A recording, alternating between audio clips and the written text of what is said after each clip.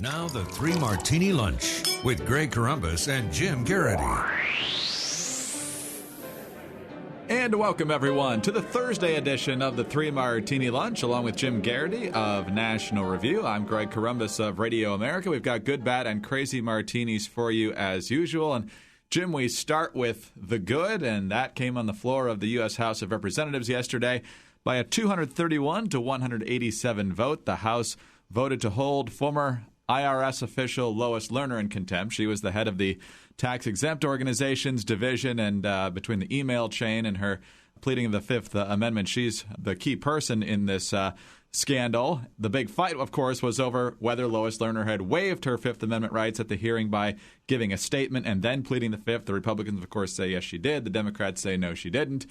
In a separate vote, 250 to 168, so a little bit of bipartisanship there. The House also voted to request a special counsel from the Justice Department to look into that, and I'm sure the DOJ will get right on that. So, Jim, it's obviously the week of expanded investigations here on the House side, but given what a lot of the recent polls say about Americans wanting to get to the bottom of the truth and just fairness and constitutional principles, it's a good move.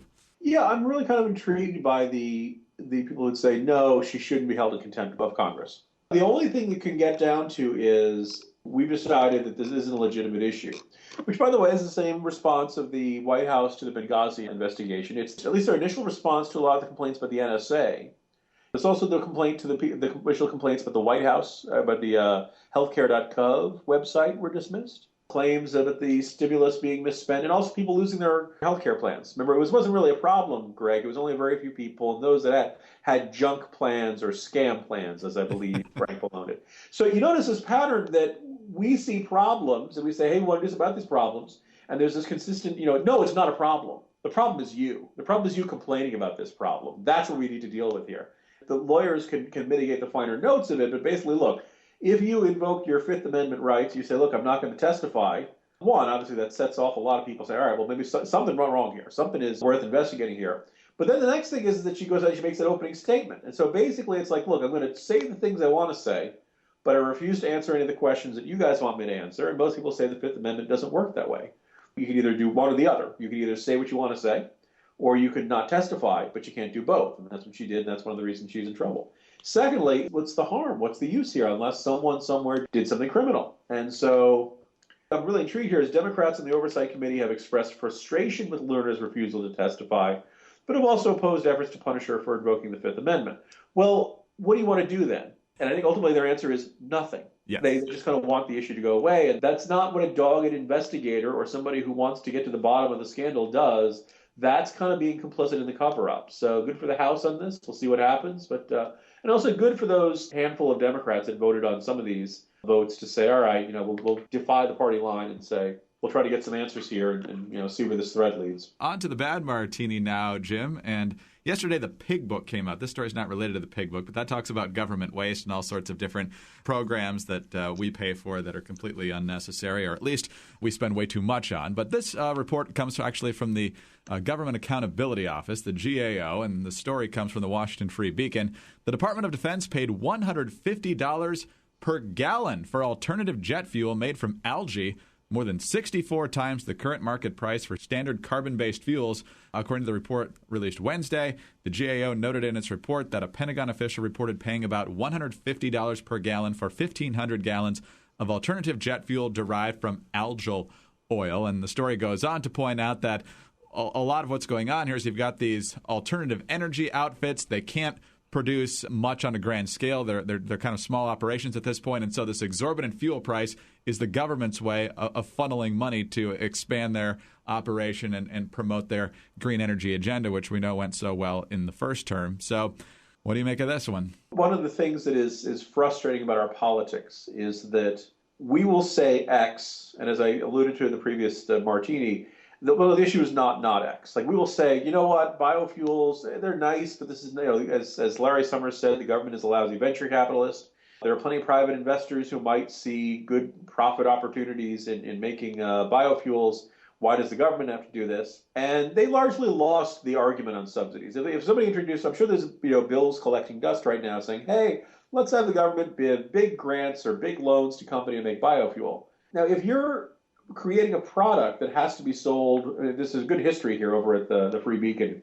$26 a gallon for the Great Green Fleet during the 2012 Rim of the Pacific exercise. I'm sure that has the Chinese quaking in their boots. $59 per gallon for alcohol-based jet fuel for the Air Force used in 2012. I don't know about you, Greg, but alcohol-based jet fuel strikes me for $59 a gallon, strikes me as a terrible waste of taxpayer money and a terrible waste of alcohol. It's kind of like how, ethanol depletes the nation's corn chip supply. Why are we taking things that we like? Why are we, that we could use for other stuff and turn into this? At least with the algal-based fuel, there's not like we're going around saying, I couldn't wait to have a big bowl of algae or something like that. Having said that, $150 a gallon, once you're creating something that requires, this is also like hydroprocessed esters and fatty acids, which includes vegetable oils, animal fat, waste grease, and algae oil being processed and turned into jet fuel. This is really neat, but once you're paying $150 a gallon, when conventional jet fuel is about $2.88, $3 a gallon, like I'm looking at it realizing, Greg, when's the last time you paid $2.88 a gallon? That's really cheap, all right? So like you actually have jet fuel less expensive than filling up your tank, and yet the government feels the need to go around and spend about $150 a gallon for algae oil, which at this point, just build a pipeline. Well, and it says 1,500 gallons, which fortunately we didn't shell out any more money for gallons at that exorbitant price. But it also goes to show this push for alternative energy, it just doesn't have the capacity to even begin to counter, like you mentioned yesterday, we're in an oil-based economy, to even really be a drop in the bucket compared to what we would need to replace our existing methods of providing energy. So it really is kind of a pipe dream. It is a good metaphor there. Since, by the way, that the bucket, $23. That's right. All right, on to the crazy martini now. And it's a crazy day when Harry Reid blaming the Koch brothers for climate change doesn't win for crazy martini. But we go to our old friend Charlie Crist. Not too long ago, we talked about his ever-evolving position on abortion. Now he's changing his tune on why he left the Republican Party in 2010. I think most people who study the issue soberly realize he was way ahead of Marco Rubio. Then Marco Rubio caught up to him and was way ahead of him and was going to win the Republican primary for U.S. Senate that year. So Charlie Crist left the party, ran as an independent, and got creamed by Marco Rubio anyway. But that is not the history that Charlie Crist is now trying to sell to Florida voters. He was on Fusion with Jorge Ramos, who gave the right question right out of the box, and Charlie Crist proves once again he has no shame. The moment in which you decided just to leave the Republican Party was because you were going to lose to Marco Rubio. No, it was because I couldn't be consistent with myself and my core beliefs and stay with a party that was so unfriendly toward the African-American president. I'll just go there. Because I was a Republican and I saw the activists and what they were doing, it was intolerable to me. As I told you before, my mother and father taught my three sisters and me to treat everybody well. We're all children of God. And I saw how the party, some of them, were treating the African-American president. And I couldn't take it anymore. And that's a big part of why I left the party. Jim, obviously this is a line of bull, but you have to give him a little bit of sympathy. If anybody's going to have trouble staying consistent with his core principles, since he has none, it's going to be Charlie Crist. Well, I had heard some excerpts of that interview. Greg, I was taught by my parents to treat everybody with respect and with love, and that's why I'm standing up to the Republicans who are all racist. There's that aspect of the irony. He's troubled by the Republicans being an anti-minority party, and yet he did everything he could to beat Marco Rubio, Cuban-American, Hispanic senator. He did everything. He says, the party's now anti-immigrant, as I posted on a campaign spot the other day. He was no problem playing we got to seal the border, we got to enforce the laws, all that kind of stuff back in 2010. He'll say it so, as you said, so shamelessly, so, utter disregard for everything that's happened before. It's as if he's really convinced whoever he's speaking to doesn't remember anything before 5 minutes ago. He thinks, maybe I just solved the whole mystery here, Greg. You've seen the movie Memento? Yes. In which Guy Pearce has a memory that resets every 15 minutes and he doesn't, remember it. So all of a sudden, maybe literally Charlie Crist remembers nothing other than 15 minutes ago, and he genuinely means it because he doesn't remember being, emphasizing how much he's a conservative Republican back in 2010 and being a Republican and being elected statewide as a Republican a whole bunch of times in the state of Florida. So assuming that's not the case, there's something particularly shameless to say, hey, you know that group I used to be affiliated with and did everything I could to ingratiate myself with and try, was the nominee of lots of times and all that stuff?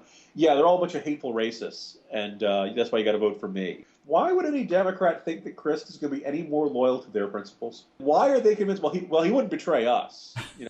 Isn't this kind of like the mistress being really upset that the husband who's cheating on his wife has a third girlfriend or something? Now people are going to accuse me of accusing him of sex scandal and stuff. So there you go. So yeah, way to go, Charlie Crist. Way to go. You joined the pantheon of Nevada, and Alan Grayson is a regular, stuff like that. Yes. So, well, way to go, Florida again. Let's do way to go, Florida. Florida voters, you're on notice. Yeah. So I guess the next interview maybe should have him roll up his sleeves to see if he really is suffering from the memento situation. There you go, little tattoos. Right. You are a Democrat now. Don't forget that kind of stuff. The alleged racism apparently also forced him to change his position on every relevant issue that he once held before. And thirdly, I didn't have the clip of this, but right after this discussion, Jorge Ramos asked him about the fact that, and you alluded to this, that he wasn't for in-state tuition for illegal dreamers back in 2006, but he is now. And once again, he just shamelessly says, this is about the future. This isn't about the past. That really is his, in a nutshell, his statement. Really, if you forget everything I've ever done, I am the right candidate for you. That's Charlie Crist in one sentence. Hats off to Ramos for asking tough questions. Others have done it too. We've played the clips, and Florida, if you screw this one up, even if you don't really like Rick Scott that much, this is not a hard choice. All right, Jim, have a good day. See you tomorrow, Greg. Jim Garrity of National Review. I'm Greg Corombos of Radio America. Thanks for being with us today. Please join us again on Friday for the next 3 Martini Lunch.